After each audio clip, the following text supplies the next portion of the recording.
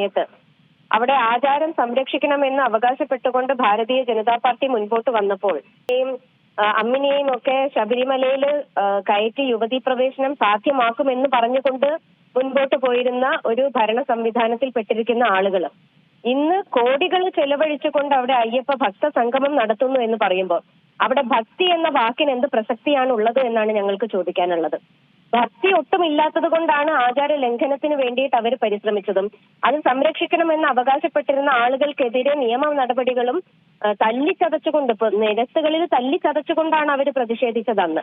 അപ്പോ ഇവിടെ ഭക്തിക്കല്ല പ്രാധാന്യം, മറിച്ച് അയ്യപ്പ ഭക്തസംഘമാണ്. പക്ഷെ അത് ആര് നടത്തുന്നു, എപ്രകാരം നടത്തുന്നു എന്നുള്ളതിനെയാണ് ഭാരതീയ ജനതാ പാർട്ടി എന്നും ചോദ്യം ചെയ്തിട്ടുള്ളത്. ഇത്തരത്തിലുള്ള സംഗമങ്ങൾ നിരവധിയായിട്ട് ഇതിനു മുൻപും സംഘടിപ്പിച്ചിട്ടുണ്ട്. അതിന് നേതൃത്വം കൊടുത്തതും ഭാരതീയ ജനതാ പാർട്ടി തന്നെയാണ്.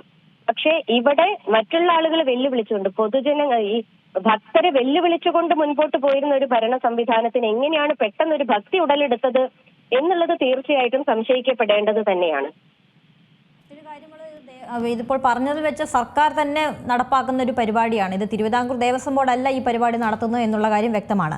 മറ്റൊന്നുള്ളത്, ഈ പറഞ്ഞ പോലെയാണെങ്കിൽ ശബരിമല അത്രത്തോളം പ്രശസ്തമായ ഒരു ക്ഷേത്രമാണ്. അതിനെ ഇനി ലോകം മുഴുവൻ അറിയിക്കേണ്ട ഒരു കാര്യമുണ്ടോ? എത്രയോ ആളുകൾ എത്രയോ സ്ഥലങ്ങളിൽ നിന്നും ഭക്തരായി എത്തുകയാണ്.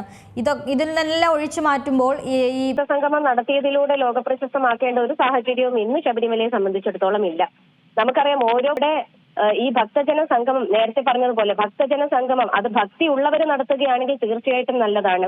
ആ സംഗമത്തിൽ വരുന്നവരും അതിന്റെ നടത്തിപ്പുകാരും ഇപ്പോഴത്തെ ഒരു സാഹചര്യത്തിൽ അവിടെ ക്ഷണിതാക്കളായിട്ട് വിളിച്ചു വരുത്തിയിട്ടുള്ള ആളുകൾ അടക്കമുള്ള ആളുകൾ ഈ സമരത്തിന് നേതൃത്വം നൽകിയവരായിരുന്നു അന്ന്. അതായത് യുവതീ പ്രവേശനം സാധ്യമാക്കണം എന്ന് പറഞ്ഞിരുന്ന ആളുകളെ അണിനിരത്തിക്കൊണ്ടുള്ള ഒരു പരിപാടി നടത്തുമ്പോൾ ഇതൊരു പ്രഹസനം മാത്രമാണ്.